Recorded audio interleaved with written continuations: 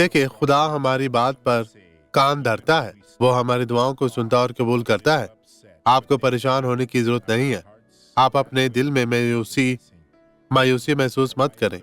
یرمیہ 31:18 میں یہاں دیکھیں، فی الحقیقت میں نے افرائیم کو اپنے آپ پر یوں ماتم کرتے سنا کہ تم نے مجھے تنبیہ کی، اور میں نے اس بچڑے کی مانند جو سیدھا نہیں گیا تنبیہ پائی۔ تو مجھے پھیر تو میں پھروں گا، کیونکہ تو ہی میرا خدا ہے۔ وہ آپ کی زندگی بدلنا چاہتا ہے۔ آج اس سے بات کریں، وہ آپ کی آواز سننا چاہتا ہے۔ خداوند آپ کو برکت دے، اس سے بات کریں۔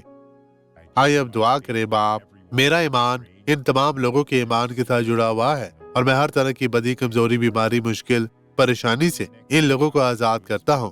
میں تیری قوت اور اختیار کو استعمال کرتے ہوئے شیطان کی تمام جالوں کو مفلوج کرتا ہوں۔ بدی اب چلی جا، غائب ہو جا، یسوع مسیح ناصری کے نام میں۔